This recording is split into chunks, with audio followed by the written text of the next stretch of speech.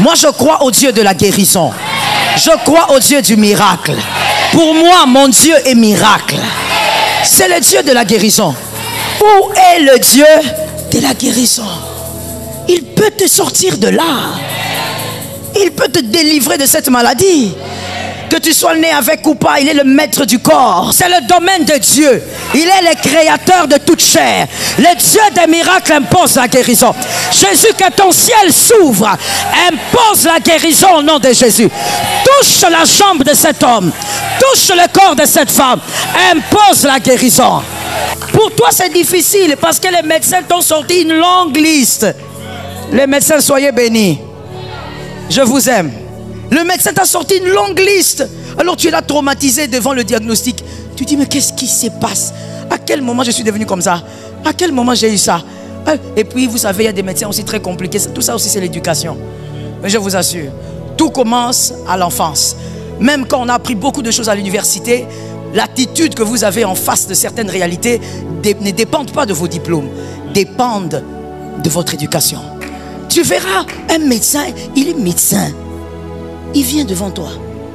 Comment c'est lui qui est censé me donner un peu de force? Non, mais tout ça, mon frère, c'est l'éducation. Hein? Ça veut dire qu'il n'a pas compris que dans la vie, il faut apprendre à communiquer de l'espoir. Oui, il n'a pas appris ça. Depuis qu'il est petit, lui, il ne sait pas. Il ne sait pas communiquer l'espoir aux gens. Lui, c'est toujours... Il est toujours dans le négatif. Il n'a pas appris qu'on donne de l'espoir. Que comme tu es médecin, la personne compte sur toi quand même. Alors, même quand c'est catastrophique, dis ça va aller. Tu ne sais pas comment ça va aller, mais tu as le devoir. N'est-ce pas, n'est-ce pas? C'est comme moi en tant que pasteur. Tu peux avoir une vie façon, mais je vais te dire, ça marchera. Ça tiendra. L'Éternel est avec toi. Il faut avoir le courage dans la vie. Tiens bon, avance. Ne reste pas à terre. Même si tu pleures lundi, mardi, tu vas sourire. Si tu pleures mardi, mercredi, tu vas sourire. Tu pleures mercredi, il y a un jeudi. Tu pleures le jeudi, il y aura un vendredi. Si tu pleures le vendredi, samedi, ça ne rattrape pas. Et si tu pleures samedi, il y a un dimanche. Je ne peux pas te dire, tu vois ta vie comme elle est là. Chaos. Il faut apprendre à donner de l'espoir. Parce que quand quelqu'un croit, c'est prouvé même scientifiquement ou médicalement, on a prouvé que tous les malades qui croyaient en leur guérison guérissaient. Quand tu ne crois pas, même si on te donne le meilleur des médecins, on te fait descendre tous les spécialistes. Mon frère, voilà pourquoi moi je crois une chose. Qu'il y ait des bons hôpitaux ou pas, in the name of Jesus, moi je ne peux pas mourir dans un hôpital. Non, non, non, non, non. L'Éternel est avec moi. L'Éternel est mon berger. Ma soeur, moi je veux mourir sur mon lit, sur le lit de ma maison, dans ma chambre, voyant les anges venir me chercher. Ah, je refuse de mourir là-bas. Ce dont je crois, c'est que je ne peux pas. Oh, médecin, maman, donne-moi un peu ton stylo s'il te plaît. Il vient là à l'hôpital avec une seringue envoûtée. Oh, il m'a piqué au mauvais endroit. Ça n'arrivera pas. Ça ne peut pas t'atteindre. Ça n'arrivera pas à tes enfants. Ça n'arrivera pas à tes petits-enfants. Nous sommes dans l'attente du prophète. Reçois la grâce. Ça ne peut pas t'atteindre. Ça va atteindre qui? Ça n'atteindra pas ta maison. Ça n'atteindra pas ta famille. Ça ne peut pas s'approcher de ta tante. Non. Simplement parce que tu crois. Celui qui croit vit la gloire de Dieu. C'est ce qui est écrit. Jésus a dit, est-ce que tu crois? Si tu crois, tu vivras la gloire de Dieu. Crois seulement. Ah, Jésus ajoute une phrase. Tout est possible à celui qui croit. Où sont les hommes de foi? Où sont les femmes de foi? Je déclare au nom de Jésus, toi, tu ne subiras pas les condamnations familiales. Tu ne peux pas les subir. Ces obscurités ne sont pas pour toi. Ces ténèbres ne sont pas pour toi. La condamnation ne te trouve pas. Ils chercheront, mais tu es invisible. Lève-moi ta main droite. Ils chercheront, mais ils ne te verront pas. Ils chercheront, mais ils ne te trouveront pas. Pourquoi ils chercheront? Parce qu'il est écrit, il rôde comme un lion, rugissant, cherchant qui dévorer. Lui cherche toujours, Même quand les portes sont fermées, ils cherchent. Mais ta main levée, je déclare qu'ils ne t'atteindront pas. Ils ne verront ni tes enfants, ni les enfants de tes enfants. Laisse-moi prophétiser sous la tente du prophète sur 4 générations. S'il y a quelqu'un qui a introduit le mal, toi tu introduiras la vie. Je déclare, tu es la visitation de 4 générations. Où sont ces hommes-là? Où sont ces femmes-là? Tu es la visitation de 4 générations. Je déclare au nom de Jésus, ils verront la gloire de Dieu à cause de ta foi. Est-ce que je prophétise sur la tête de quelqu'un? Sous la tente du prophète, je déclare, ils verront la puissance de Dieu à cause de toi. Je déclare les éléments de la bénédiction. J'ordonne au nom de Jésus que l'autosuffisance soit pour toi. Ils ne dépendront pas de leurs frères. Chaque frère sera sur son sommet. Chaque frère sera sur son sommet. Recevez cela si vous le croyez. Chaque frère aura sa possession. Je déclare au nom de Jésus, la maternité est votre partage. Ils ne souffriront pas de ça. Ils ne souffriront pas de la stérilité. Au nom de Jésus de Nazareth, je bénis les mariages de la famille. Je bénis les mariages dans la famille.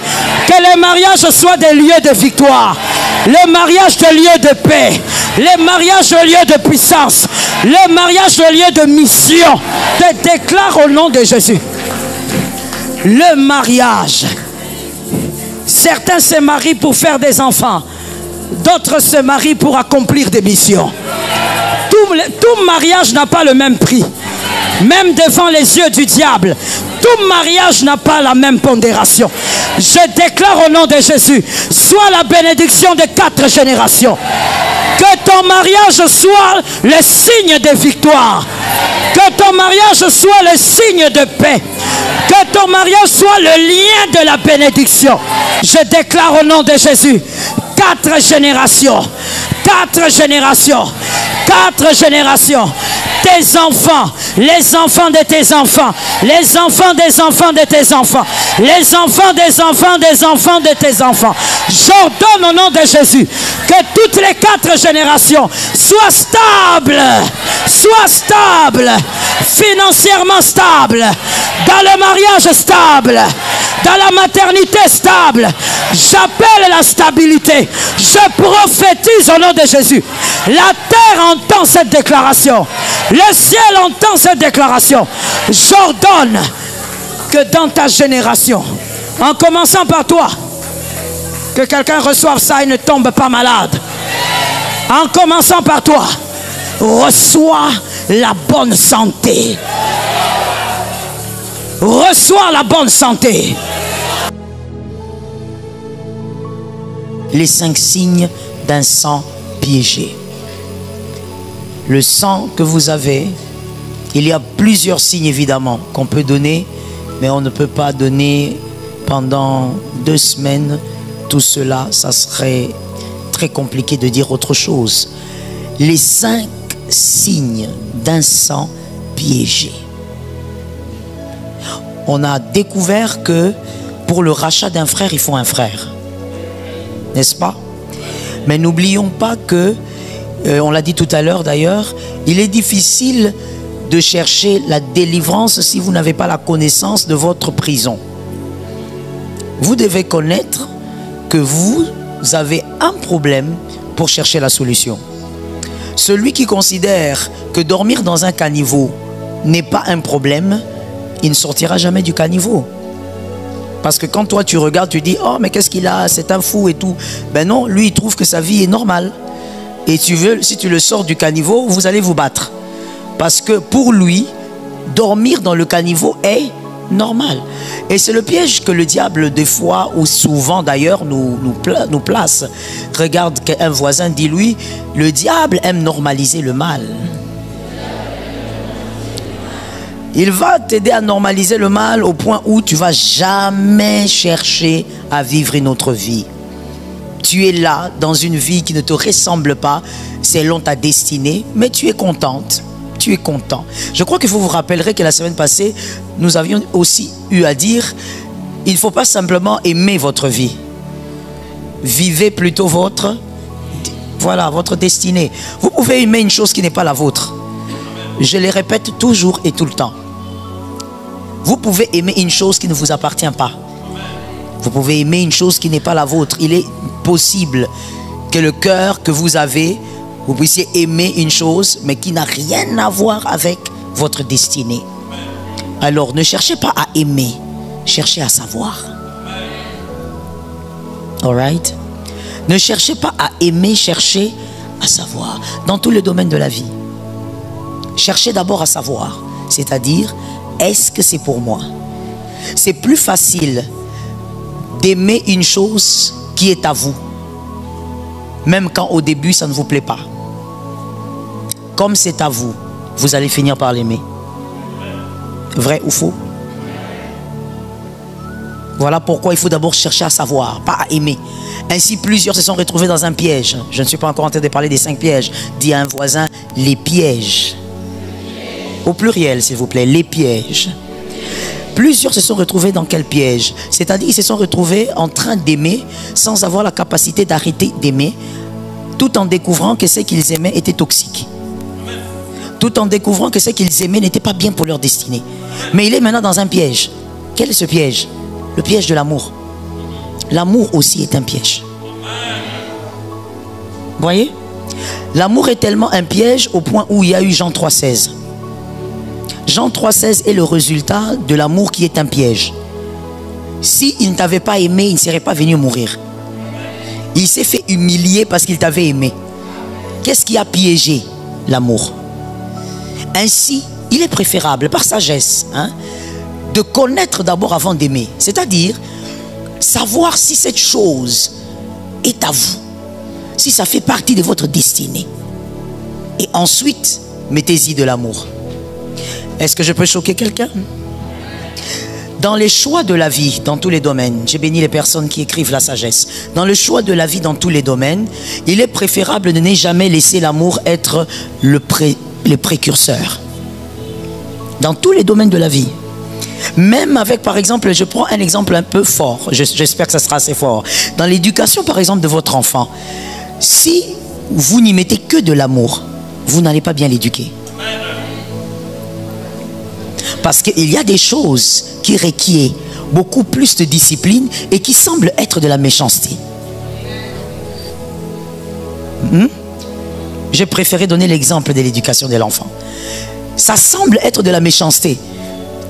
Par exemple, l'enfant toute la semaine se réveille à 5 heures pour aller à l'école avec les embouteillages que vous connaissez de Kinshasa. Vous préférez qu'il se réveille à 5 heures parce qu'il étudie assez loin. Chaque matin, il se réveille à 5 heures, il se lave. C'est un enfant de 9 ans, un garçon. Chaque matin, il a cette discipline. Et le samedi, c'est le week-end. Là encore, il doit avoir sport.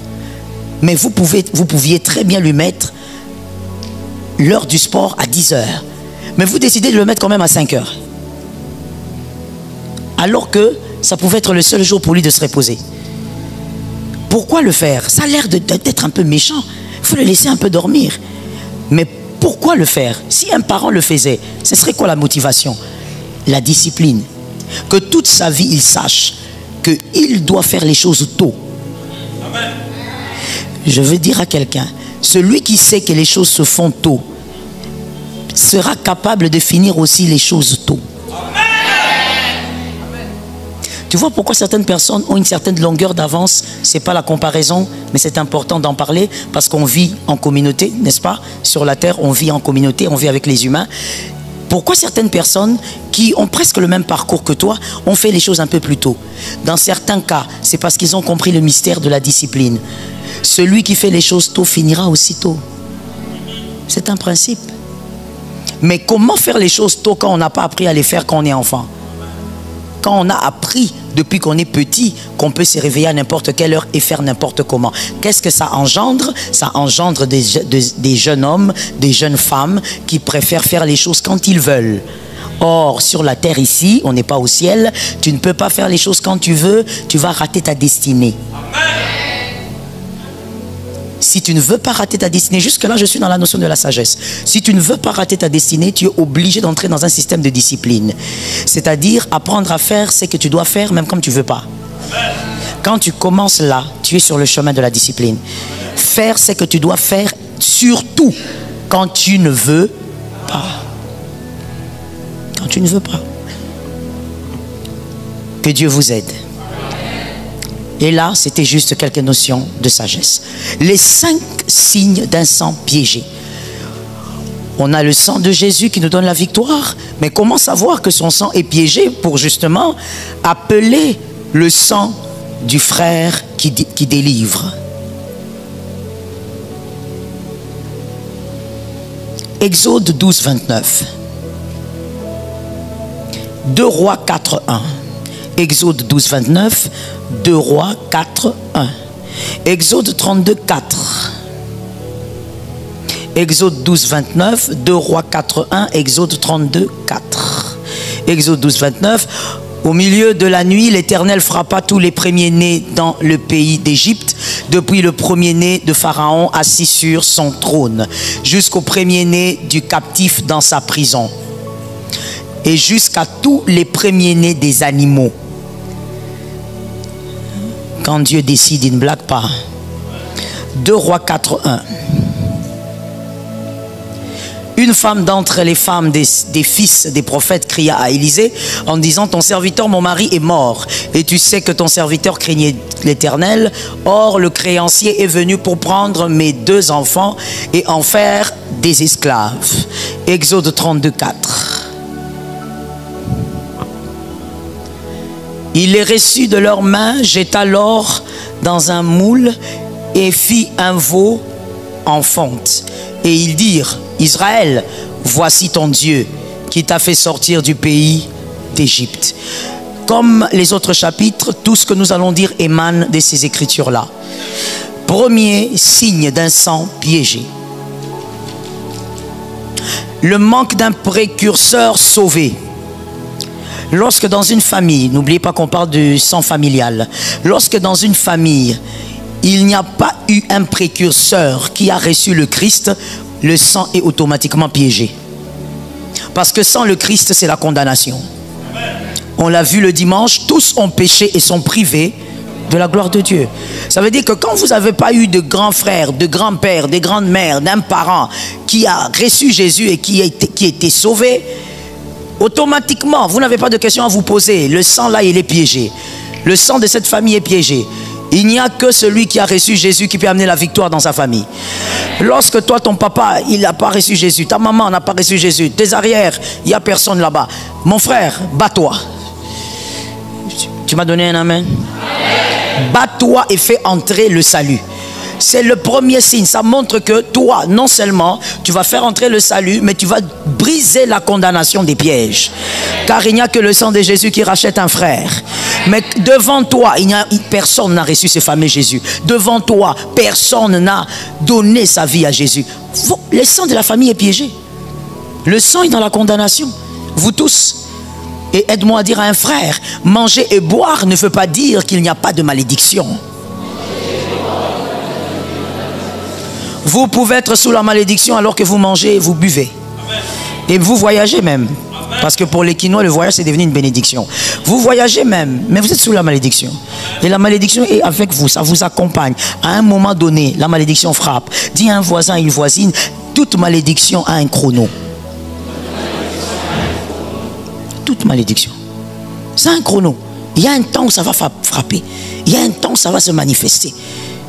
Et donc, lorsqu'il n'y a pas eu des précurseurs sauvés, vous êtes tous piégés. Que Dieu donne la victoire. Deuxième signe.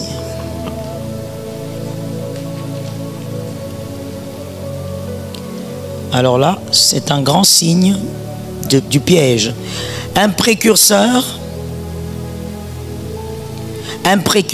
totalement dépendant financièrement. Un précurseur totalement, dépendant financièrement.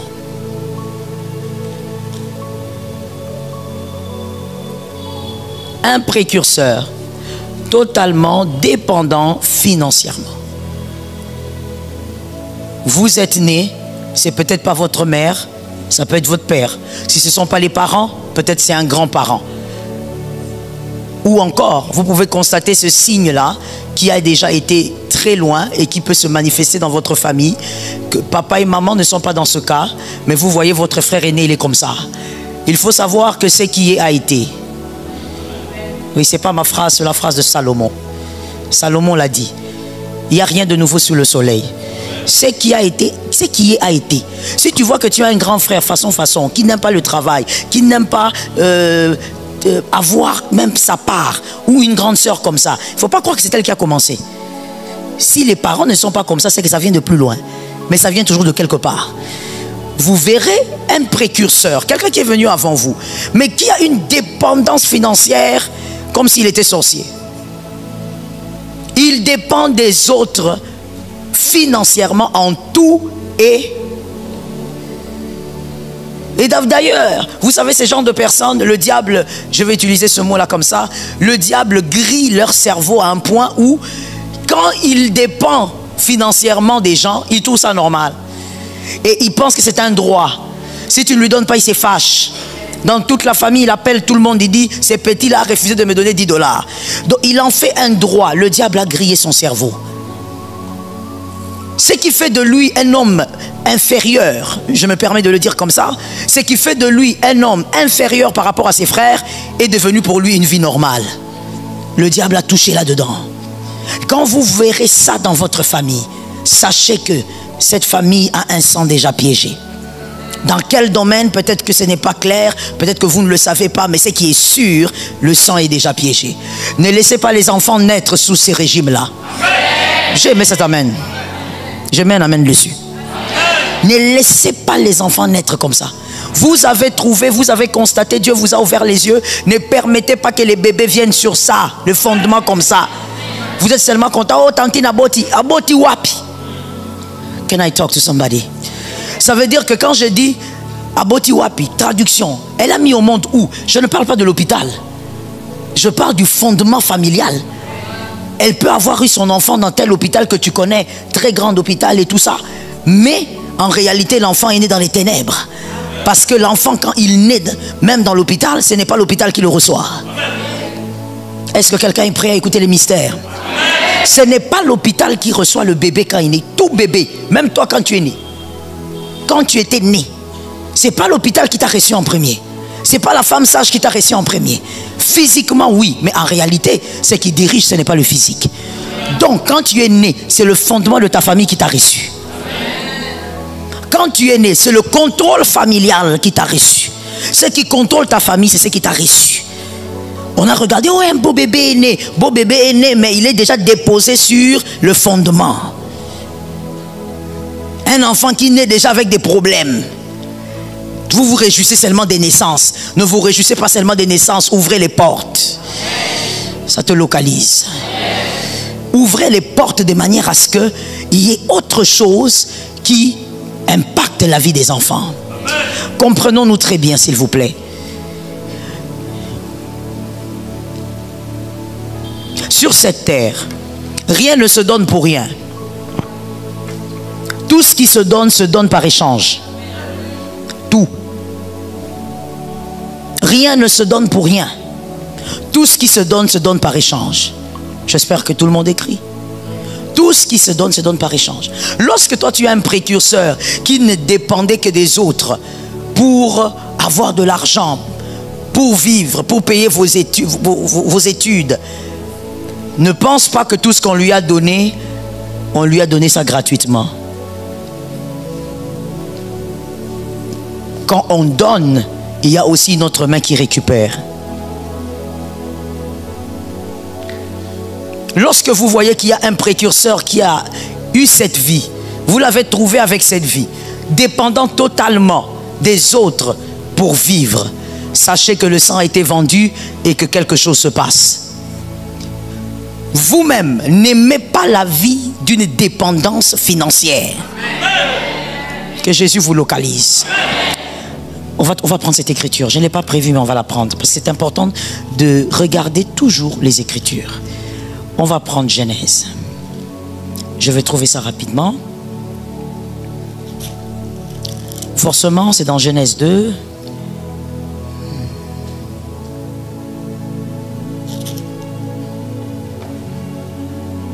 Ok, Genèse 2, on peut prendre le verset 7. Je veux lire à partir du verset 7.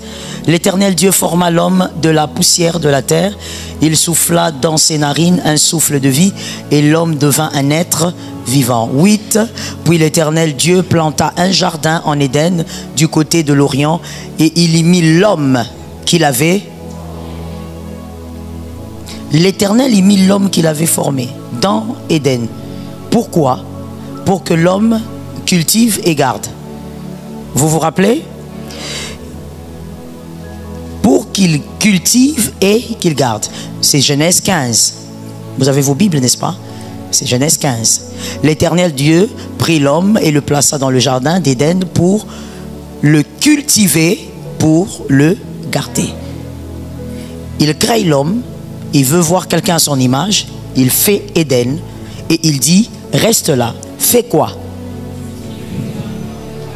Cultive et garde. Cultiver parce que tu vas manger. Oui. Tu ne dois pas dépendre de moi parce que c'est moi qui t'ai créé. Dieu pouvait aussi dire, non, comme je t'ai créé à mon image comme ça, et surtout qu'il n'y avait pas le péché, moi-même je veux commencer à venir te donner la nourriture ou bien je veux te rassasier. Ou ma présence va te rassasier. Non. Cultive. Ne dépend pas totalement de moi pour manger. Moi, j'ai déjà mis le cadre. Toi, maintenant, cultive et garde. Comprenez donc que la dépendance financière est un problème. Est-ce qu'on se comprend? 18.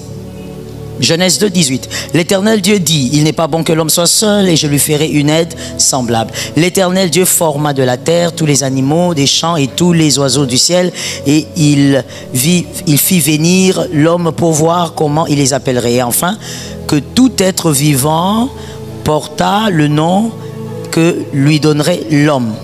On va sauter. Le 22. L'Éternel Dieu forma une femme de la côte qu'il avait prise de l'homme et l'amena vers l'homme. 23. Et l'homme dit, voici cette fois celle qui est os de mes os, chair de ma chair, on l'appellera femme parce qu'elle a été prise de l'homme. N'est-ce pas? Tous les deux dans le jardin, ils avaient un travail commun. C'était, même quand la femme arrive, Dieu ne dit pas à l'homme, tu vas cultiver pour elle. Cultiver et garder. Vous deux, cultivez et gardez. Lorsque la femme a commencé à dépendre de l'homme, c'était la malédiction dans le chapitre 3. Ok? Au chapitre 3, Dieu maudit maintenant la femme. Il dit, à cause de ça, ben voilà, tu vas maintenant dépendre de ce gars. Moi, je ne t'avais pas créé pour dépendre de lui. Mais comme tu n'entends pas, tu as amené le mal, tu vas maintenant dépendre de lui. Son autorité sera sur toi. C'est une malédiction. Donc, la bénédiction est laquelle? De ne pas dépendre. Que même lorsque tu es dans un couple, il travaille, tu... Et quand quelqu'un me dit, bah, écoutez pasteur, et alors la malédiction de Genèse chapitre 3, ben justement, la grâce est venue. La grâce est venue. À tous ceux qui l'ont reçu, il leur a donné le pouvoir de devenir enfants de Dieu. Un enfant de Dieu n'est pas condamné. Ça tombe sur ta maison. Donc cette malédiction est tombée depuis très longtemps. On est rentré dans Genèse. C'est pourquoi à chaque fois que Jésus voulait corriger les pharisiens, il disait, au commencement, il n'était pas ainsi.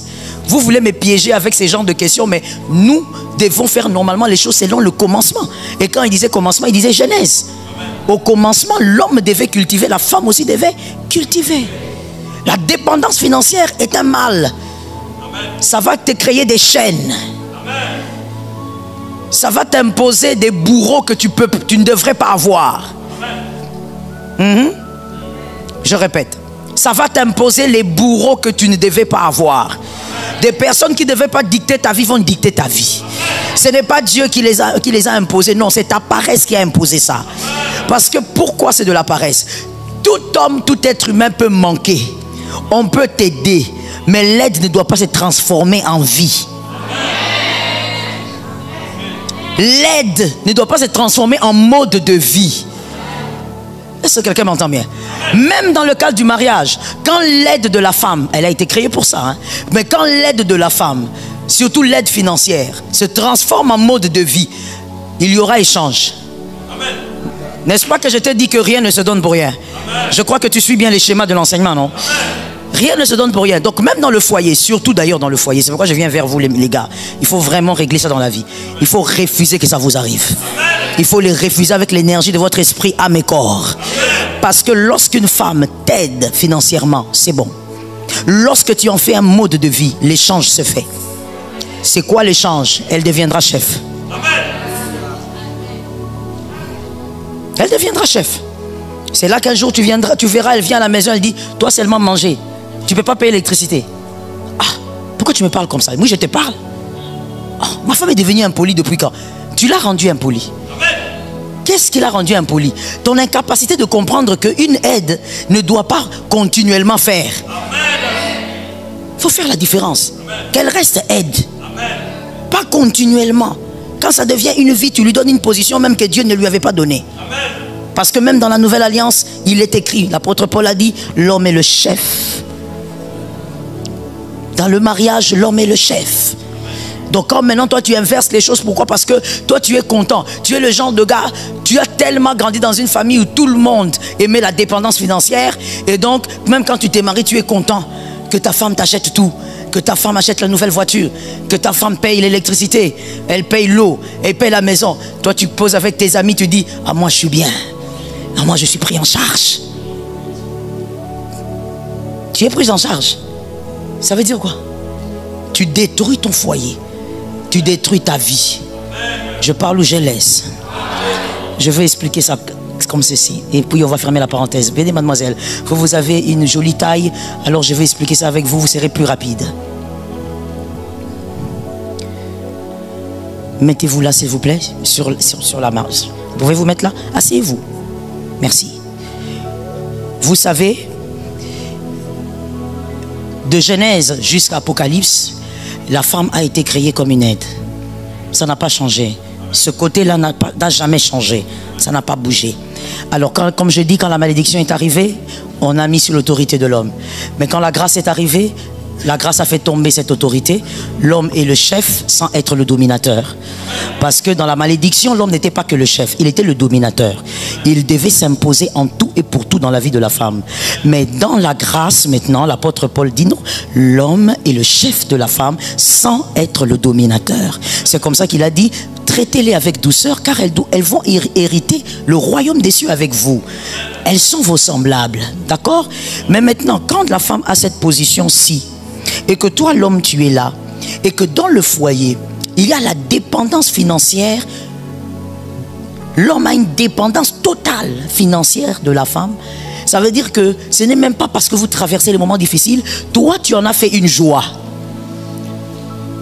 Tu te lèves le matin, tu ne brosses pas les dents, tu te mets devant la télé, tu prends la télécommande, tu commences à suivre les infos qui te dépassent. Et ensuite, tu attends maintenant que ta femme... Et tu fais des commandes. Amène-moi le thé. Elle t'amène le thé. Amène-moi des samoussas. Elle t'amène des samoussas. Elle fait tout. Et toi, tu te contentes de ça. Voici le problème.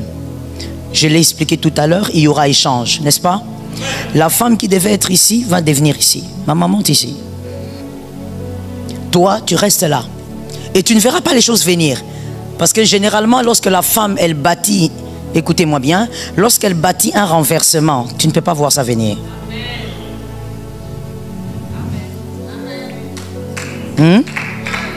Lorsque la femme bâtit un renversement, tu ne verras pas ça venir. Elle bâtit ça avec beaucoup de soin. Elle est déjà en train de renverser ton trône, mais tu ne vois pas. Et finalement, elle devient l'autorité de la maison. Elle fait même comprendre aux enfants. Même si elle ne le dit pas, les enfants apprennent vite par l'attitude que par les mots. Et donc, les enfants vont commencer à avoir un réflexe. Dès qu'il y a un problème, on va poser la question à maman. Qu'est-ce que maman a décidé? On doit aller nous balader, mais demandons à papa. Non, non, c'est maman qui décide. Il faut aller demander à maman. Même les enfants ont constaté qu'il y a inversement de rôle. Mais ça ne va pas s'arrêter là parce que le diable est mauvais. Quand le diable entre dans un couple comme ça, il ne s'arrête jamais. Le diable prend toujours beaucoup plus. Maintenant, la femme a-t-elle été créée pour être l'autorité de l'homme? Elle a été créée pour être... l'aide. Ah, donc maintenant, qu'est-ce qui va se passer? Comme ce n'est pas normal, et même Lucifer sait aussi que ce n'est pas normal, et dans toujours l'œuvre de Lucifer, qu'est-ce qu'il va faire? Il va placer quelque chose. Monsieur, venez. Il va s'organiser pour imposer. Écoutez-moi bien s'il vous plaît, c'est très important cette phrase. Il va s'organiser pour imposer les principes de Dieu, mais pour la destruction. Par là, je veux dire aussi à quelqu'un, le diable arrive des fois à imposer les principes de Dieu, mais pour ses intérêts. Et qu'est-ce que le diable va faire, sachant que ça, ce n'est pas normal? La femme ne peut pas être au-dessus. Il va trouver un homme. Et il va placer cet homme, montez s'il vous plaît. Parce que ce que Dieu a établi, c'est ça. Le chef, ainsi que son aide. Mais comme la femme a déjà détruit ici avec son mari, mais à cause de quoi? À cause de la dépendance continuelle financière, le diable va imposer le principe de Dieu, mais pour la destruction du couple. Qui est-ce qu'il va mettre là? Un autre homme. Parce qu'aucune femme ne pourrait vivre de manière épanouie. Je ne parle pas d'un plaisir simplement, je parle de l'épanouissement de la femme globale. Aucune femme ne peut vivre épanouie tout en étant chef d'un homme.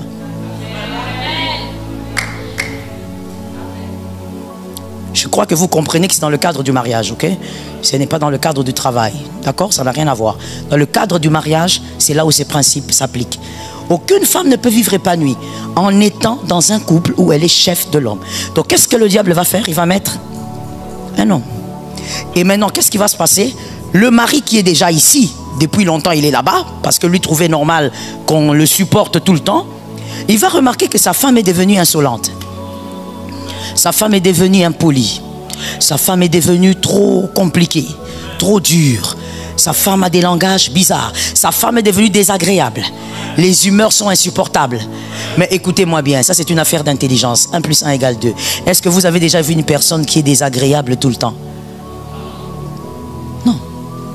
Non, non, non. Tant que ce n'est pas Lucifer, ça n'existe pas. Une personne qui est de mauvaise humeur tout le temps. Donc si elle est de mauvaise humeur ici, c'est qu'il y a quelque part où elle est de bonne humeur. Et donc elle défoule sa colère ici parce qu'elle se sent chef. Dans un cadre où elle ne doit pas se sentir chef. Et quand elle rentre ici, elle rentre à sa place. Elle rentre à sa place. Alors que ce n'est pas son foyer.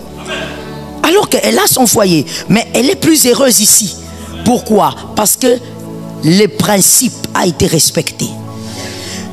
Tout à l'heure, quand on parlait de la dépendance financière, il y a quelqu'un qui était dans les vapes. Il ne comprenait pas que c'est tellement sérieux. La dépendance totale financière, c'est une malédiction. Dieu lui-même ne l'a pas établi. Quand vous entrez dedans, ça vous détruit. Ça, je parlais seulement du couple. Mais quand il s'agit maintenant de la famille, comme je le disais, vous serez pétrifié là où on doit vous honorer. Surtout si c'est vous l'aîné. Ou même si vous n'êtes pas l'aîné, vous êtes le grand frère, la grande sœur de certains. Mais comme il y a cette dépendance continuelle, même votre sagesse est méprisée. Votre intelligence méprisée. Tu connais la solution au problème de la famille là. Tu sais qu'il faut que la tante là se mette avec l'oncle, ça va aller. Mais même si tu parles, on va te dire tais-toi. Pourquoi? Parce que c'est eux qui te donnent du thé. Au nom de Jésus de Nazareth, que l'Éternel te donne la capacité de t'épanouir avec ton intelligence et ta sagesse. Dans ce que tu fais, oh, l'Éternel est fidèle. Cette écriture, elle est puissante. De quelle écriture je parle? Je parle de... Laissez-moi la trouver et puis je veux la lire. Voilà, 28, 1, 28, Genèse, chapitre 1, verset 28. Dieu les bénit. À chaque fois que tu liras les Écritures, que tu entendras Dieu les bénit, comprends que pour Dieu, c'est ça la bénédiction. Pour Dieu, c'est ça la bénédiction. Quand tu lis dans la parole de Dieu, une écriture qui dit Dieu, ça commence par Dieu les bénit. Pour Dieu, la vraie bénédiction, c'est ça. Ou si tu veux, le socle de la bénédiction, c'est ça. Dieu les bénit et Dieu leur dit, soyez féconds. Fécond. La fécondité n'était pas que dans la maternité.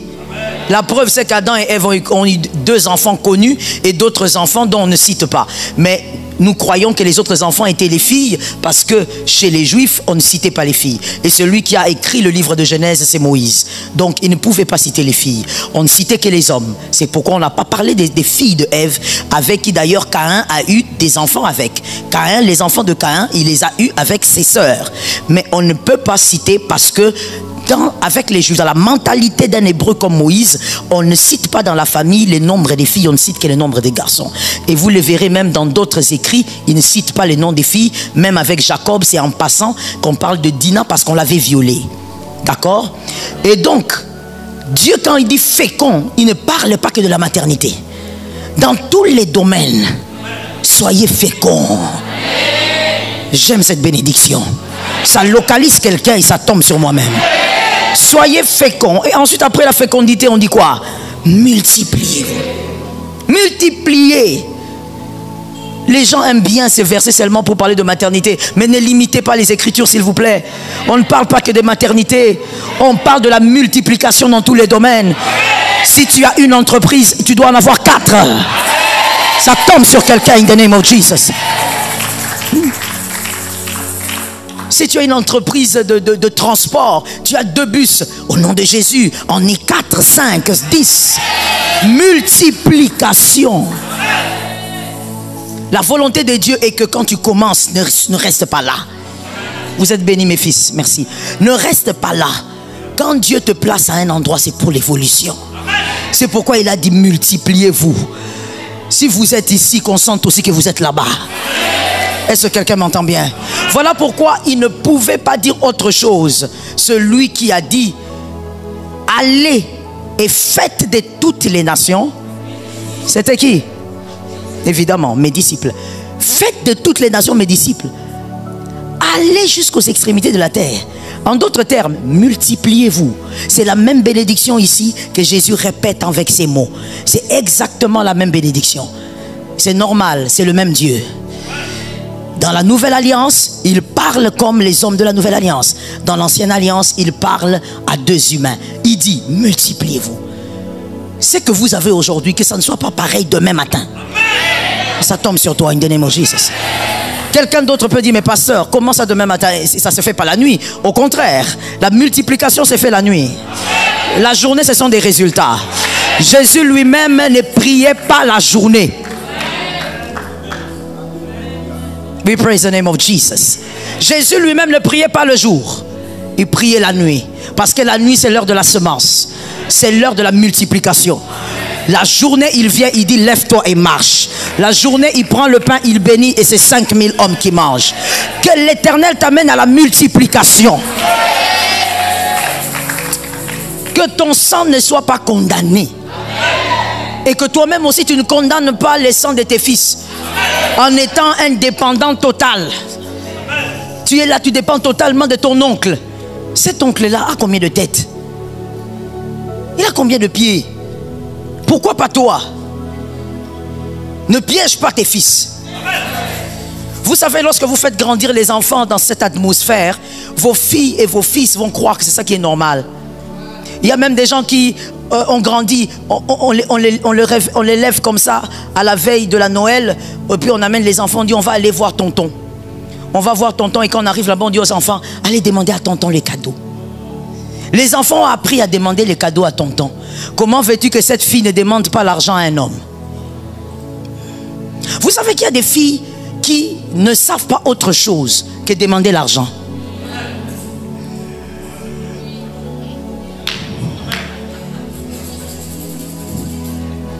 Je suis seulement en train de regarder. Moi, des fois, quand je dis ça, il y a des gens qui sont choqués. Surtout sur les réseaux, comme je disais, les réseaux, incroyable. Que ce soit pour gagner les âmes in the name of Jesus. Il y a des gens qui sont choqués, qui disent, oh, qu'est-ce que le pasteur Joël veut nous faire croire? C'est pas question de croire, maman. Chacun son parcours. Moi, j'ai jamais demandé l'argent à un homme.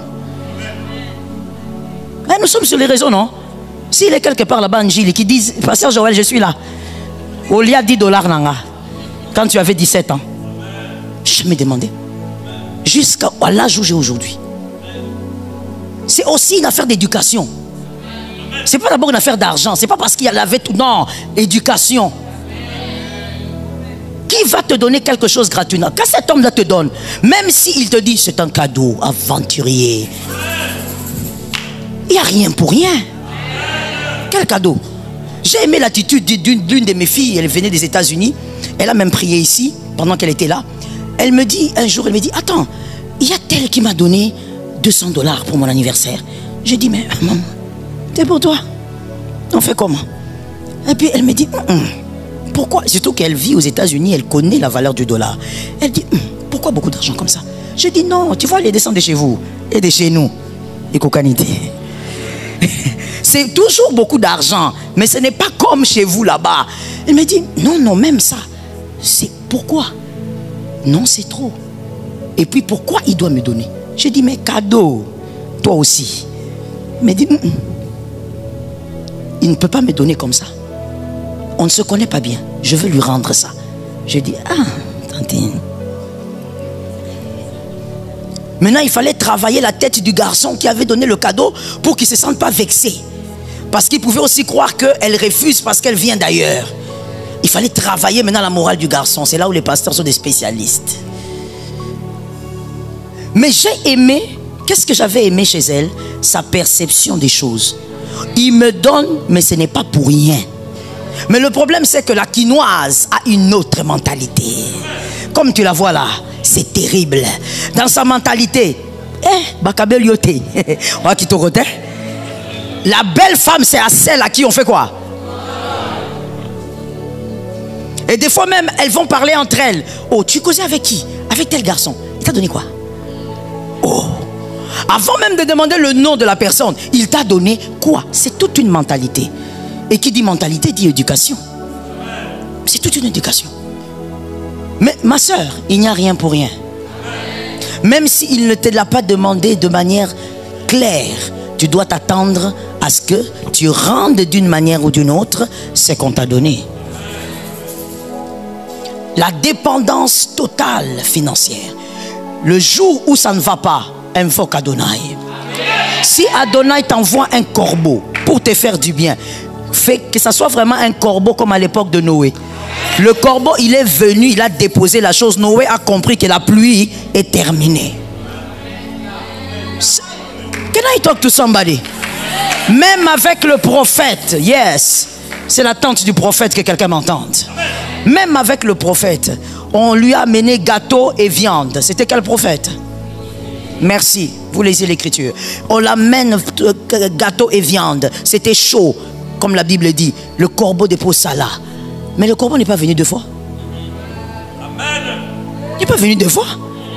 Même Dieu, il fait grâce à un prophète, mais il ne revient pas deux fois. Mange et marche. Va trouver toi-même la viande là-bas dans les quartiers là. Ici, comme tu es dans le désert, il n'y a pas d'issue. J'interviens. Je viens te sauver. Je viens te donner de la viande. Monsieur le prophète. Mais après avoir mangé, n'attends pas un deuxième corbeau. Marche et arrive. Est-ce que quelqu'un m'entend bien? Mon frère, à cause de cette vie-là, tu vas piéger les sangs des autres si toi tu es dedans. Ne t'habitue pas à la gratuité. C'est normal, je suis à Kinshasa. Ne t'habitue pas à la gratuité. Tu vois, on présente les livres pour ceux qui écrivent comme moi. On présente les livres, on dit voici les livres est sorti. Tu attends quelqu'un? Et on fait les traduction, c'est gratuit. Donc toi tu es dans le couloir de la gratuité. Mon frère, Aurelia Kindoki. Traduction. On va t'initier dans la sorcellerie. Attention avec la gratuité. Sois capable d'avoir des choses par un travail. Tu as travaillé et tu as reçu. C'est ce que Dieu voulait aussi apprendre aux couples dans Genèse. Travaillez et vous aurez vos résultats.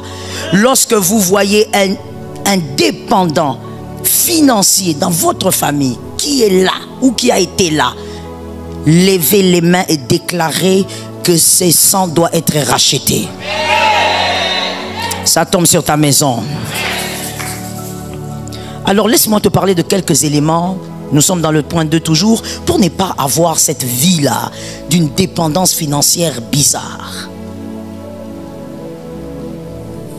Premier tiré, ne sois pas bouleversé par ce que tu ne peux pas avoir maintenant.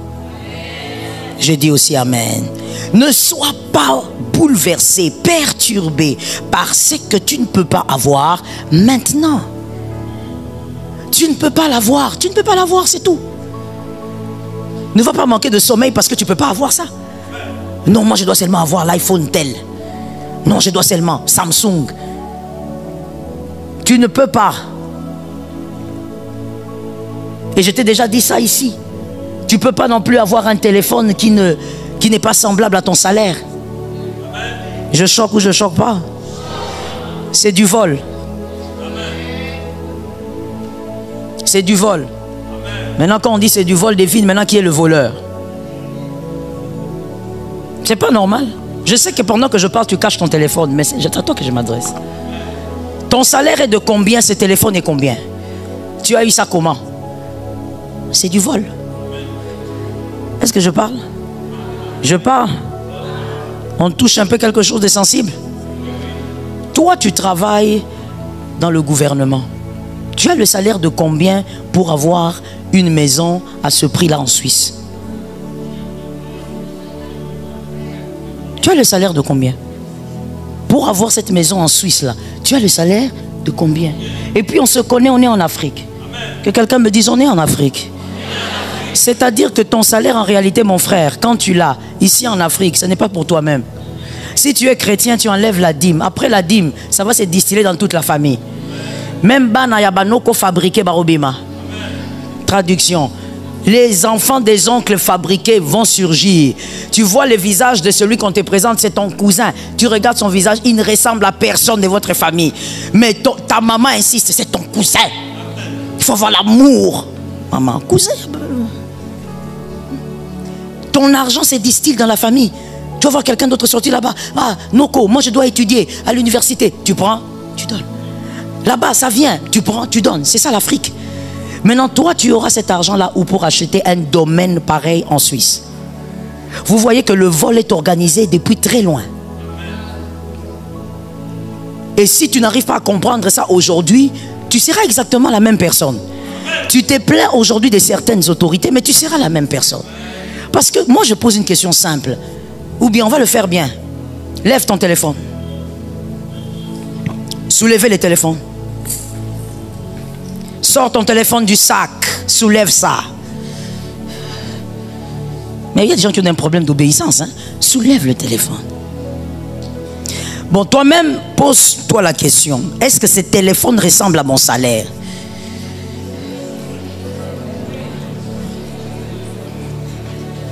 Maman, toi, tu n'as pas de travail, mais tu as ça. Ça vient d'où? Tu as vomi ça la nuit? Toi, tu ne travailles pas. Tu caches maintenant. Hein? Tu ne travailles pas. Comment tu as ça? Hein? Certains qui ont les salaires même de 500 balles ici, à Kin, ne se permettent pas de payer ça. Parce que quand il va prendre les 500 là, il enlève la maison, il enlève les frais scolaires de la maternelle des enfants. Il est perdu. Mais toi, tu en as comment? Et tu en as même deux. Je ne sais pas. Toi, ton oreille est ici, mais ton téléphone est ici. J'ai toujours dit à mes fils, mais c'est quel système? Ton oreille est de ce côté, le téléphone est de là-bas. Tu as mis un à gauche, un à droite. C'est du vol. Je suis obligé de te choquer. C'est du vol. Tu as eu ça comment? Normalement, on devait t'arrêter. Faire des enquêtes sur toi. Vous voulez seulement qu'on arrête des meurtriers, hein? On devait t'arrêter aussi. On te fait des enquêtes. Tu es qui? Quel est ton nom? Tu travailles où? Tu as eu ça comment? Le salaire de l'homme d'autrui que tu as dégrainé. La famille d'autrui que tu es en train de détruire. Le papa là, déjà son salaire ne suffit pas pour élever ses 15 enfants. Maintenant, toi, tu viens encore célibataire façon, tu veux dégrainer. Et ton anniversaire, c'est aussi pour novembre. Tu as déjà prévu Quel type de téléphone il faut qu'on t'achète? Donc toi, tout ce que tu as, c'est quelqu'un d'autre qui doit dépenser. Quand est-ce que toi-même tu vas payer la chose? Femme capable. Toi, tu crois qu'être femme capable, c'est être au volant d'une petite choupette. Femme capable, c'est d'acheter la choupette là. Ce n'est pas d'être au volant d'une choupette qu'on t'a acheté par un homme marié. Les filles sont compliquées dans ce côté. Je sens beaucoup de résistance. Côté ici. Femme capable. Femme capable, alors que tu ne sais pas comment on fait pour sortir 100 $ par son front. Tu auras des enfants qui seront aussi comme ça. Mon frère, je ne sais pas comment t'expliquer ça. J'ai envie de passer, mais j'ai l'impression, je me pose la question, est-ce que Joël, as-tu vraiment dit ce que tu devais dire? Est-ce qu'ils ont compris? Mon frère, ma soeur, quelqu'un te donne, il a le pouvoir sur toi. Il parlera. S'il parle, ça t'atteint. On a belaka, ou belabouani. Je ne sais pas pourquoi je viens beaucoup de ce côté. Hein. L'esprit du prophète.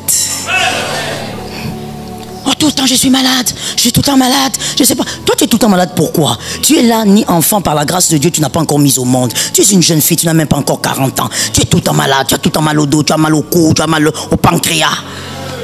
Tu as des maladies que les femmes mariées des années n'ont jamais subies. Tu es tout le temps malade. Pourquoi? Peut-être qu'il y a un homme qui te maudit. Ou même, peut-être même que si ce n'est pas lui qui te maudit, c'est sa femme. Il regarde le salaire de son mari, il dit, mais toi, ton salaire n'était pas comme ça. Ton argent commence à aller où? Et puis, vous savez, dans les siècles présents, les femmes mariées sont devenues rudes. Parce que les femmes mariées savent que les filles sont devenues aussi terribles. Ça veut dire, même si elle n'a pas d'épreuve, elle lance la parole.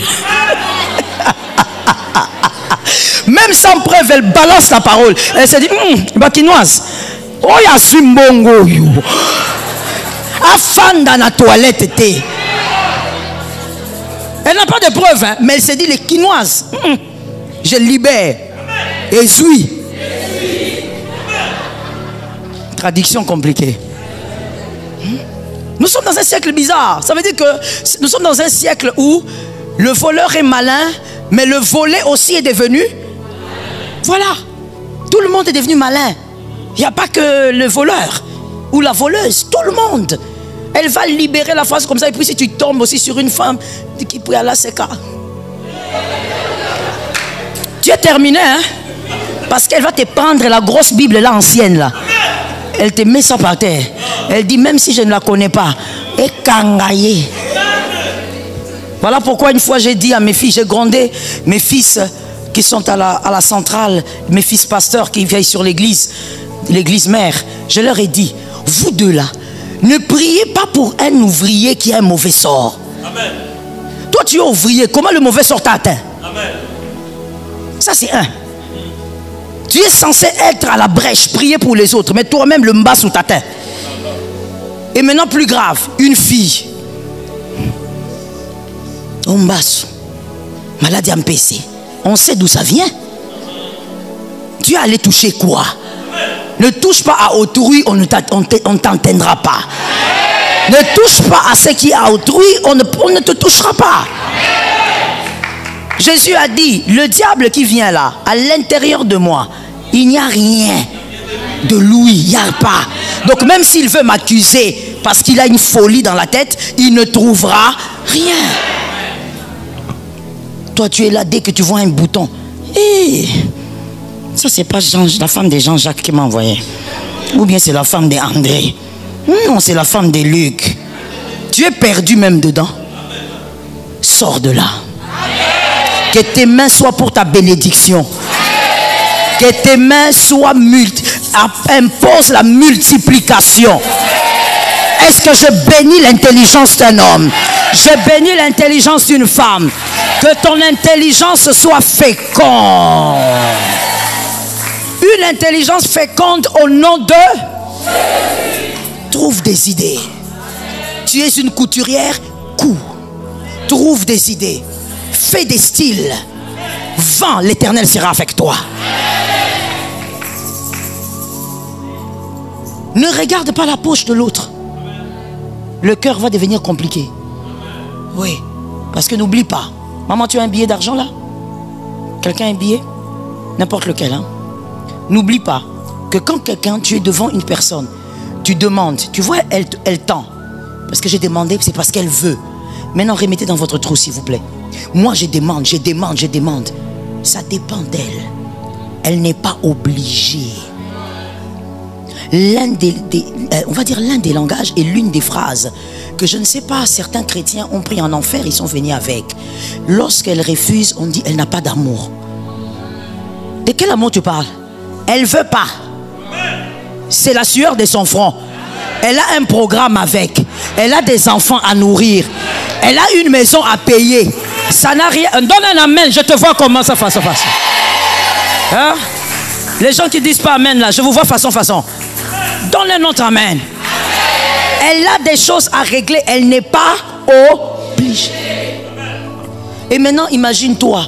Tu sais qu'elle n'est pas obligée. Maintenant, quand tu dis, ok, merci, on se voit. Quand tu tournes un peu, tu vois, elle commence à compter. Le cœur, même s'il était bon, il deviendra. Mais qu'est-ce qui a rendu ce cœur aigri? La dépendance. Amen. Tu as le même cerveau. Tu as la même tête. Amen. Tu as les mêmes mains. Amen. Alors sors de cette situation. Deuxième tiré. Pour vous épargner de ce genre de vie, n'aimez pas ce qui est à autrui. Limitez-vous d'apprécier ce qui est à autrui. N'aimez pas ce qui est à autrui. Il y a une différence entre aimer et apprécier. N'aimez pas ce qui est à autrui. Limitez-vous à apprécier. Oh, j'apprécie sa chemise. C'est-à-dire, sur lui, cette chemise est belle. Mais quand tu commences à aimer, tout ce que vous aimez, vous aurez tendance à le désirer. Amen. Tout ce que vous aimez, vous aurez tendance à le désirer. La chemise là, tu vas commencer à te demander, mais pourquoi c'est pas pour moi? Il a eu ça comment? Mais pourquoi moi je ne peux pas aussi avoir ça? Le mal est arrivé. Limitez-vous à apprécier. Amen. Ah, elle a bien fait ses cheveux, j'apprécie. C'est bon. Et toi, tu commences à aimer même les tissages sur la tête d'autrui. Ah, vraiment, ces tissages-là. Ah, vraiment. Tu dors, tu penses à ça. Tu te réveilles, tu penses à ça. Limite-toi à apprécier.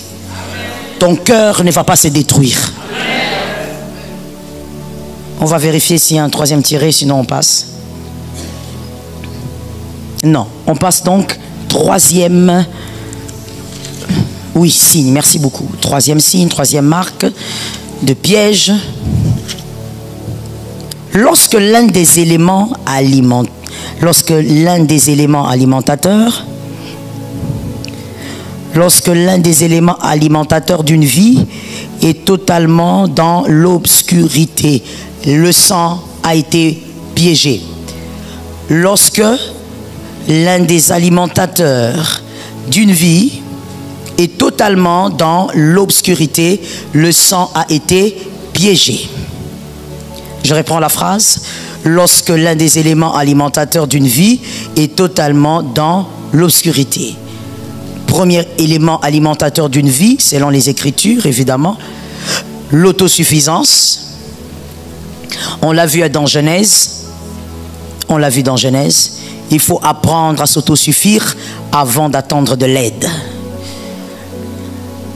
Deuxième élément qui alimente une vie, selon les Écritures, j'insiste, le mariage. Le mariage alimente aussi une vie. Le mariage, ça vous fait épanouir, ça permet la multiplication aussi des humains sur la terre. Si vous existez, c'est parce qu'il y a eu cette institution. Troisième élément qui alimente une vie, la maternité. Soyez féconds, multipliez-vous, aussi la maternité. Lorsque on se marie, on fait des enfants, c'est une joie pour soi, c'est une joie aussi pour la société. Ça alimente votre vie. La maternité. Troisième ou quatrième là? Quatrième, la santé. La santé, ou on peut même dire la bonne santé. La bonne santé alimente votre vie. Tout ce que tu peux désirer sans avoir une bonne santé, ça ne sert à rien. Je suis d'accord aussi avec toi. Il faut avoir une bonne santé. Quand tu n'as pas de bonne santé, c'est déjà arrivé à qui, en étant malade, on vous présente la nourriture, vous refusez de manger. C'est arrivé, n'est-ce pas? Pas parce que vous ne voulez pas, même, des fois même c'est ça que vous aimez. Mais le problème c'est que vous n'avez plus la force de manger. Et donc c'est une réalité. La santé alimente la vie. La bonne santé alimente la vie. Ainsi je te dis toujours, quand tu viens dans la maison de Dieu, oublie un peu tes problèmes, rappelle-toi que tu es en bonne santé. J'aime cet amen. L'Éternel te localise. Et donc regardez un peu ce qui est écrit. Prenons une écriture. Je n'ai pas prévu. J'ai pensé à ça tout de suite. On va aussi lire.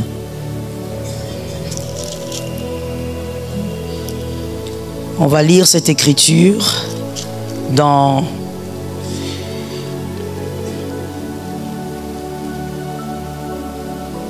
On prend le livre de Job.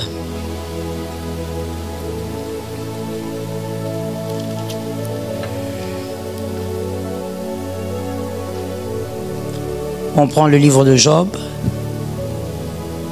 Verset 4. C'est Lucifer qui parle à Dieu. C'est Lucifer qui parle à Dieu. Et c'est important d'écouter. C'est que notre adversaire pense de la santé. La santé, des fois que toi tu négliges. Quand le Seigneur t'accorde une bonne santé, toi tu attends, je ne sais pas quel genre de visitation pour dire Dieu m'a béni. Et Satan répondit à l'Éternel, peau pour peau, tout ce que possède un homme, il le donne pour sa vie. Ah, vous n'avez pas l'écriture? Ah d'accord, je lis pour vous alors. Le chapitre, je ne l'ai pas donné?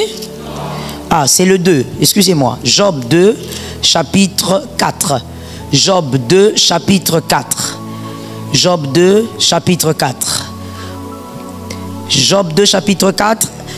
Et Satan répondit à l'Éternel, peau pour peau. Tout ce que possède un homme, il le donne pour...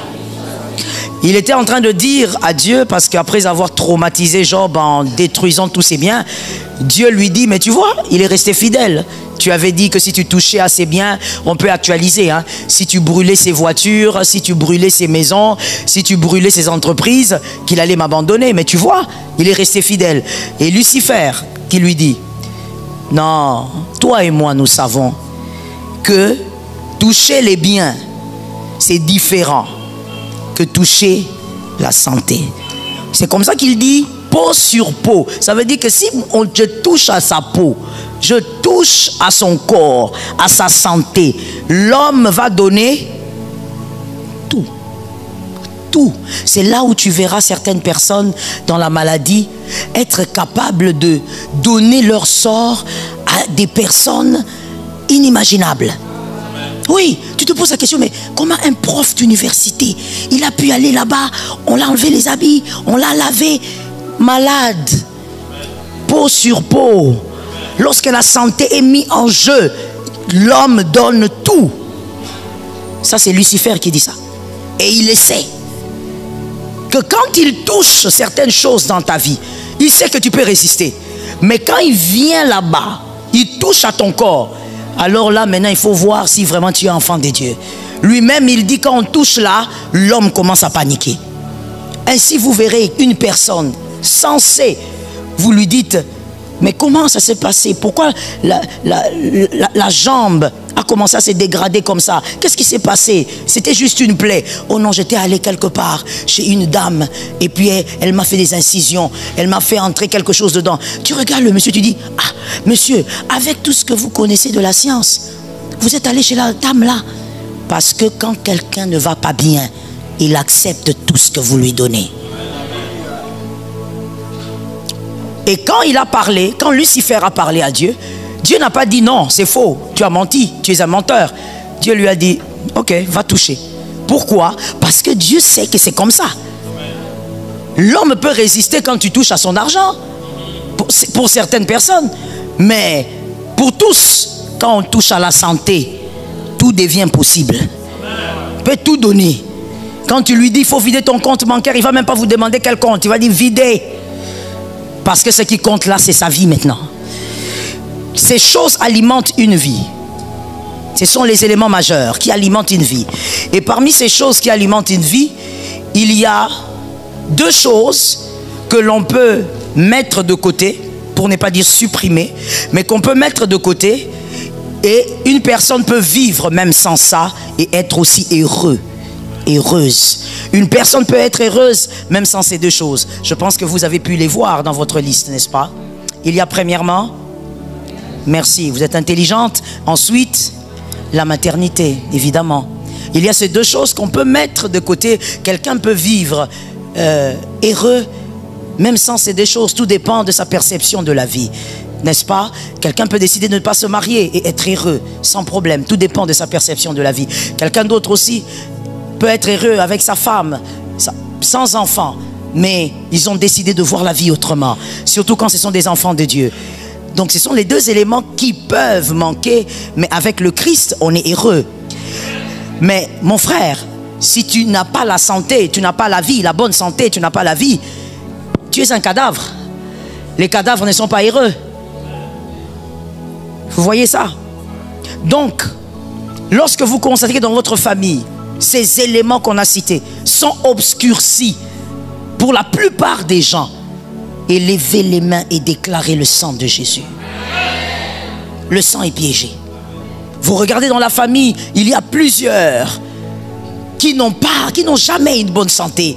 La vie, c'est la maladie. Vous avez tellement de maladies que des fois vous oubliez même c'est quoi être en bonne santé. Vous entrez sous un régime où vous vivez que avec des médicaments. Mon frère, où est le Dieu qui a créé le corps? Je n'aime pas cet amen là, je n'aime pas. Moi je crois au Dieu de la guérison. Je crois au Dieu du miracle. Pour moi, mon Dieu est miracle. C'est le Dieu de la guérison. Où est le Dieu de la guérison? Il peut te sortir de là. Il peut te délivrer de cette maladie. Que tu sois né avec ou pas, il est le maître du corps. Ah, my goodness. J'aime l'illustration qu'un homme de Dieu avait utilisée. J'ai aimé ça. C'était simple et c'était beau. Il a dit que le corps de l'homme ressemble à ce qu'est une voiture pour le mécanicien. Quand toi, ta voiture, elle n'est pas en bon état, tu ne peux pas la régler toi-même. Tu vas rouler, puis tu vas t'arrêter, tu dis ça ne va pas. Il faut que je l'amène chez le mécanicien ou chez le réparateur si vous voulez. Alors supposons qu'on a, bon, c'est pas grave, on a par exemple une Peugeot. Vous arrivez comme ça, les fameux mécaniciens tâtonnent. Ils touchent là-bas, ça ne marche pas. Et finalement, vous avez l'opportunité de connaître un garage où on ne répare que les Peugeot. Quand vous arrivez, vous dites je suis fatigué. Ma voiture, non, je suis épuisé. Le mécano qui vit et qui travaille avec les pièces Peugeot, il regarde et dit laisse-moi checker. Quand il check, lui va sourire là où toi tu pleures. Parce que pour toi c'est compliqué, ce n'est pas ton domaine. Lui c'est son domaine. Il va prendre une petite pièce comme ça, il met là-bas, la chose est terminée. C'est le domaine de Dieu. Il est le créateur de toute chair. Le Dieu des miracles impose la guérison. Jésus, que ton ciel s'ouvre. Impose la guérison au nom de Jésus. Touche la jambe de cet homme. Touche le corps de cette femme. Impose la guérison. Pour toi c'est difficile parce que les médecins t'ont sorti une longue liste. Les médecins, soyez bénis. Je vous aime. Le médecin t'a sorti une longue liste. Alors tu es là traumatisé devant le diagnostic. Tu dis mais qu'est-ce qui se passe? À quel moment je suis devenu comme ça? À quel moment j'ai eu ça? Et puis vous savez, il y a des médecins aussi très compliqués. Tout ça aussi c'est l'éducation. Mais je vous assure, tout commence à l'enfance. Même quand on a appris beaucoup de choses à l'université, l'attitude que vous avez en face de certaines réalités ne dépendent pas de vos diplômes, dépendent de votre éducation. Tu verras un médecin, il est médecin. Il vient devant toi. Tu es sur le lit d'hôpital, hein? Mais là, toi tu regardes. Je vous demande pardon.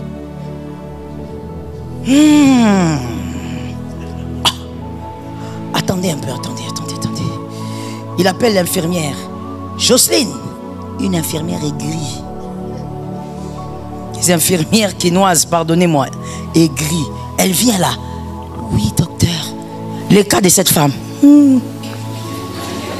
Peut-être même elle est en train de chiquer. Son cas est vraiment... Bon, il y a les résultats là-bas hein, que j'amène. Donc toi-même tu te dis, c'est ma mort maintenant. Comment c'est lui qui est censé me donner un peu de force? Non, mais tout ça, ma soeur, c'est l'éducation. Hein? Ça veut dire il n'a pas compris que dans la vie, il faut apprendre à communiquer de l'espoir. Oui, il n'a pas appris ça. Depuis qu'il est petit, lui, il ne sait pas. Il ne sait pas communiquer l'espoir aux gens. Lui, c'est toujours... Situation Zamabi. Mbokepeli, Mbokepeli. N'est-ce pas? Il est toujours dans le négatif. Il n'a pas appris qu'on donne de l'espoir. Que comme tu es médecin, la personne compte sur toi quand même. Alors, même quand c'est catastrophique, dis ça va aller.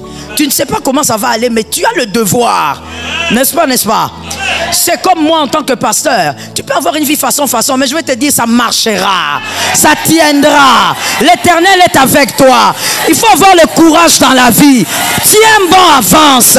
Ne reste pas à terre. Même si tu pleures lundi, mardi, tu vas sourire. Si tu pleures mardi, mercredi, tu vas sourire. Tu pleures mercredi, il y a un jeudi. Tu pleures le jeudi, il y aura un vendredi. Si tu pleures le vendredi, samedi, ça ne rattrape pas. Et si tu pleures samedi, il y a un dimanche.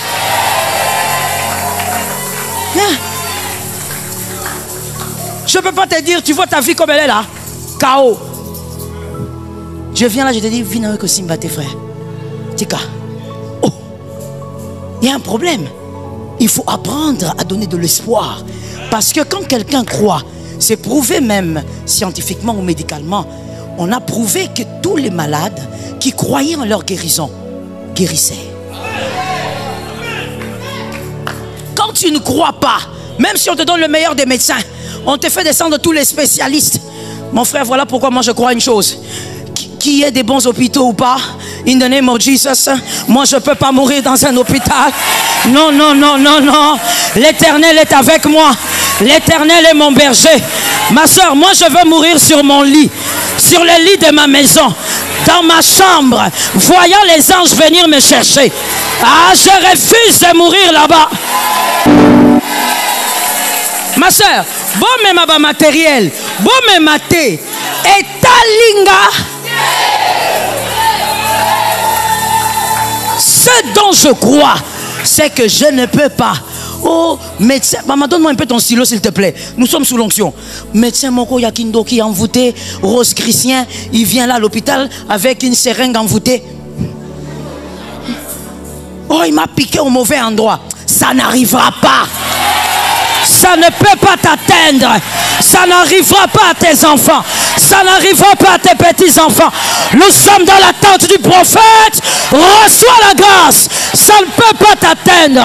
Ça va atteindre qui? Ça n'atteindra pas ta maison. Ça n'atteindra pas ta famille. Ça ne peut pas s'approcher de ta tante. Non. Simplement parce que tu crois. Celui qui croit vit la gloire de Dieu. C'est ce qui est écrit. Jésus a dit, est-ce que tu crois? Si tu crois, tu vivras la gloire de Dieu. Crois seulement. Ah, Jésus ajoute une phrase. Tout est possible à celui qui croit. Où sont les hommes de foi? Où sont les femmes de foi? Je déclare au nom de Jésus, toi, tu ne subiras pas les condamnations familiales. Tu ne peux pas les subir. Ces obscurités ne sont pas pour toi. Ces ténèbres ne sont pas pour toi. La condamnation ne te trouve pas. Ils chercheront, mais tu es invisible. Lève-moi ta main droite. Ils chercheront, mais ils ne te verront pas. Ils chercheront, mais ils ne te trouveront pas. Pourquoi ils chercheront? Parce qu'il est écrit, ils rôdent comme un lion, rugissant, cherchant qui dévorer. Lui cherche toujours. Même quand les portes sont fermées, il cherche. Mais ta main levée, je déclare qu'ils ne t'atteindront pas. Ils ne verront ni tes enfants, ni les enfants de tes enfants. Laisse-moi prophétiser sous la tente du prophète sur 4 générations. S'il y a quelqu'un qui a introduit le mal, toi tu introduiras la vie. Je déclare, tu es la visitation de 4 générations. Où sont ces hommes-là? Où sont ces femmes-là? Tu es la visitation de 4 générations. Je déclare au nom de Jésus, ils verront la gloire de Dieu à cause de ta foi. Est-ce que je prophétise sur la tête de quelqu'un? Sous la tente du prophète, je déclare, ils verront la puissance de Dieu à cause de toi. Je déclare les éléments de la bénédiction. J'ordonne au nom de Jésus que l'autosuffisance soit pour toi. Ils ne dépendront pas de leurs frères. Chaque frère sera sur son sommet. Chaque frère sera sur son sommet. Recevez cela si vous le croyez. Chaque frère aura sa possession. Je déclare au nom de Jésus, la maternité est votre partage. Ils ne souffriront pas de ça. Ils ne souffriront pas de la stérilité. Au nom de Jésus de Nazareth, je bénis les mariages de la famille. Je bénis les mariages dans la famille. Que les mariages soient des lieux de victoire. Le mariage de lieu de paix. Le mariage de lieu de puissance. Le mariage de lieu de mission. Je déclare au nom de Jésus le mariage. Certains se marient pour faire des enfants. D'autres se marient pour accomplir des missions. Tout mariage n'a pas le même prix. Même devant les yeux du diable, tout mariage n'a pas la même pondération. Je déclare au nom de Jésus, sois la bénédiction de 4 générations. Que ton mariage soit le signe de victoire. Que ton mariage soit le signe de paix. Que ton mariage soit le lien de la bénédiction. Le lien de la bénédiction. Pour 4 générations. Donnez-moi 4 chaises. Dieu a dit à Abraham, je te donnerai des enfants, comme le sable de la terre et comme les étoiles du ciel. Et il a dit à Abraham, regarde, ce soir, toi aussi tu vas regarder. Le père de la foi, mais Dieu dit, sors dehors Abraham. Tu n'as pas compris, quand je t'ai béni, tu ne comprends pas, alors sors dehors. Regarde les étoiles. Abraham devait voir. Abraham devait visualiser. Je déclare au nom de Jésus 4 générations. 4 générations. 4 générations. Tes enfants, les enfants de tes enfants, les enfants des enfants de tes enfants, les enfants des enfants des enfants de tes enfants. J'ordonne au nom de Jésus que toutes les 4 générations soient stables, financièrement stables, dans le mariage stable, dans la maternité stable. J'appelle la stabilité. Je prophétise au nom de Jésus. La terre entend cette déclaration. Le ciel entend cette déclaration.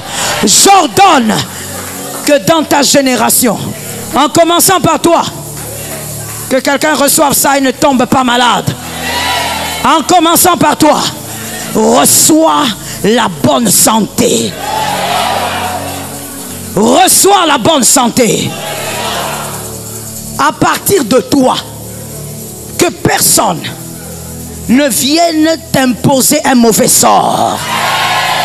Est-ce que je parle aux hommes éveillés? Je parle aux femmes éveillées. Des personnes qui m'entendent et qui connaissent la réalité de leur famille. J'impose la bonne santé. Ta vie, ce ne sont pas les hôpitaux. J'ordonne la grâce. Tes enfants ne sont pas obligés d'entrer dans les hôpitaux. Tes enfants ne sont pas obligés d'être internés dans les hôpitaux. Je déclare au nom de Jésus la santé sur la première génération, la deuxième génération, la troisième génération, la quatrième génération, la santé au nom de Jésus. Ils te feront la guerre, mais ils ne te vaincront pas. J'impose la victoire. Si toi tu as subi des choses, toi tu es la porte de la bénédiction. Si toi tu as subi des choses, tu es la porte de la visitation. Si toi tu as pleuré parce qu'un précurseur ne t'a pas facilité la tâche, j'impose ta bénédiction. Amen. Sois la porte de la visitation. Amen. Ce n'était pas toi, ça sera toi. Amen. Ce n'était pas toi aujourd'hui, c'est toi. J'impose la visitation. Amen. Toute obscurité que les ténèbres ont imposé dans ta vie, dans la vie de ta famille, dans ces 4 ou 5 éléments de la vie, je déclare que cela déménage au nom de Jésus. Marayaba, toi qui es marié et qui dois avoir ton bébé, parce que tu es marié, tu dois avoir ton bébé. Ça fait 4 ans, 5 ans, 10 ans, même en distanciel, le miracle est disponible. J'ordonne au nom de Jésus que l'onction de Dieu te localise. Amen. Que l'onction de Dieu te localise. Amen. Que l'onction de Dieu te localise. J'entends l'Esprit de Dieu me dire, ordonne qu'ils prennent leur part. Prenez votre part au nom de Jésus. Prenez votre part au nom de Jésus. Prenez votre part au nom de Jésus. Saisissez votre part au nom de Jésus.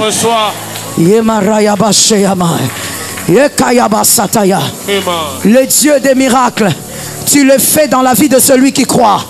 Tu l'imposes dans la vie de celui qui croit. Tu changes le parcours de celui qui croit. Les ténèbres ne régneront pas toujours. Je déclare au nom de Jésus la victoire. Sur 4 générations la victoire. Sur ta propre vie la victoire. S'il te plaît, mets ta main sur la poitrine. J'entends. Nous avons déclaré la visitation et la bonne santé. Toute maladie qui est dans ton corps, le type de maladie que j'appelle des maladies visiteurs, ça vient, ça part, ça vient, ça part. C'est comme si ça joue à un jeu de yo-yo. Ça vient, ça part. Je donne l'ordre. Au nom de Jésus, quitte ce corps. Quitte son corps. Visitation satanique par la maladie. Quitte cette chair. Lâche cette personne. Délivrance et victoire dans le corps. Tenez-la bien, tenez-la bien. Tenez-la là-bas. Quitte ce corps. Quitte ce corps. Lâche ce corps. Au nom de Jésus, au nom de Jésus, au nom de Jésus, au nom de Jésus, par les flammes du Saint-Esprit, par les flammes du Saint-Esprit, par les flammes du Saint-Esprit, laisse son corps. Visitation satanique, ce corps est le temple du Saint-Esprit, laisse son corps, lâche son corps, libère son corps, au nom de Jésus, pars, va-t'en et laisse-la tranquille, ne reviens plus jamais. J'ordonne ton déménagement. Nous l'avons vaincu à cause du sang de l'agneau. J'ordonne ton déménagement. Lord Jesus, garde la main sur la poitrine, ce n'est pas fini. Amenez-la moi.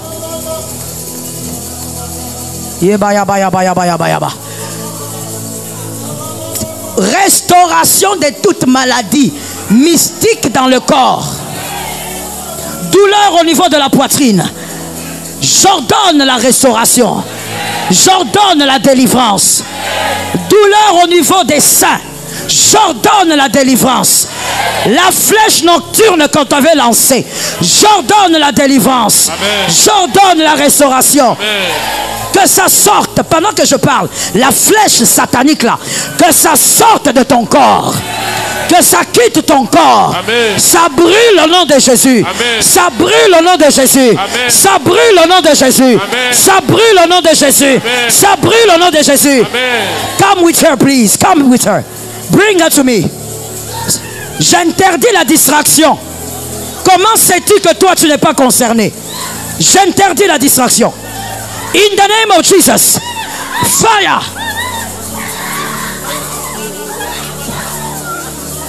Sheba.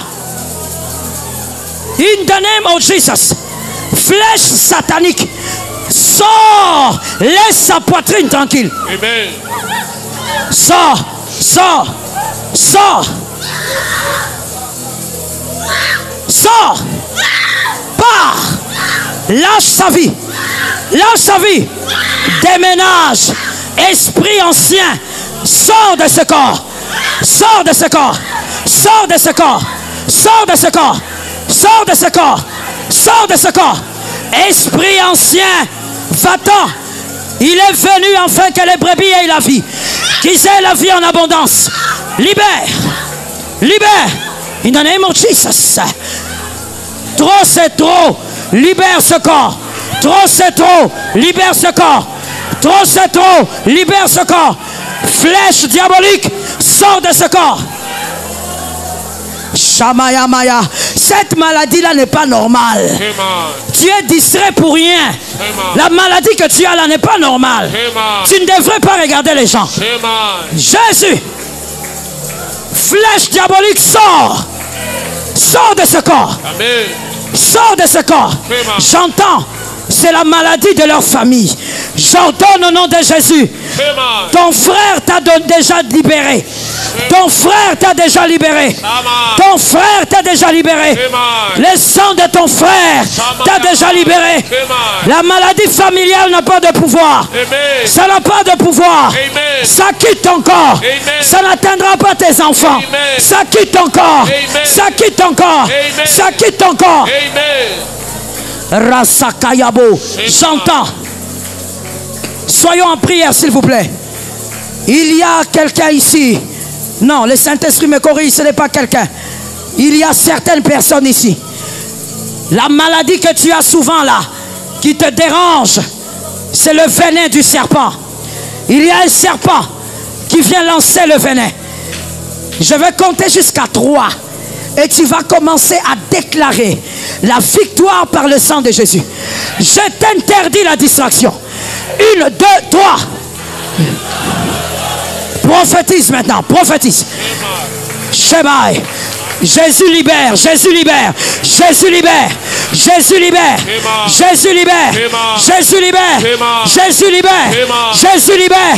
Sors de là, sors de là. Je vois des gens sortir du trou, sortir du trou. Sors de là, sors de là, sors de là, sors de là. Jésus.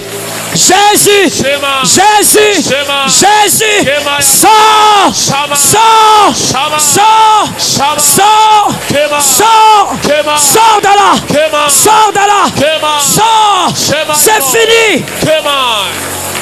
Shabayabayaba, Shabayabayaba, Shabayabayaba, sors, sors, sors, Yemaria, Maribos, Imaché, cette maladie ne reviendra plus. La semence est sortie, le venin du serpent est sorti, le venin du serpent est sorti, le venin du serpent est sorti.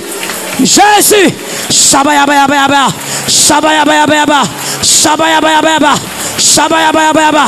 Saint-Esprit, merci Jésus. S'il te plaît, mets ta main sur la poitrine. L'œuvre du Saint-Esprit. Tout est œuvre du Saint-Esprit ce soir. J'entends les Saint-Esprit me dire, il y a des personnes qui le réclament, que le Saint-Esprit réclame. C'est-à-dire, le Saint-Esprit a besoin de toi pour changer ta famille, mais tu es dans la distraction. Et donc, il te réclame ce soir. Il te réclame comme on cherche un élément majeur de la transformation ou de la victoire. Je déclare sous l'ordre du Saint-Esprit, si c'est toi que le Saint-Esprit cherche, parce qu'il a besoin de toi pour cette famille, et il constate que tu es toujours dans la distraction, j'impose l'onction. J'impose l'onction. Allez là derrière, il y a un ange là-bas. Allez là-bas, allez là-bas. J'impose l'onction. J'impose l'onction. Amen. Shabaya. J'impose l'onction. Donnez-moi l'huile. Amenez-les-moi, je vais les oindre. Shabbat. L'onction que je veux mettre sera comme un cadenas que je place. Personne ne va t'empêcher de servir Jésus. Personne ne va t'empêcher de libérer ta famille. Tu es une étoile majeure. Jésus, tu es une étoile majeure.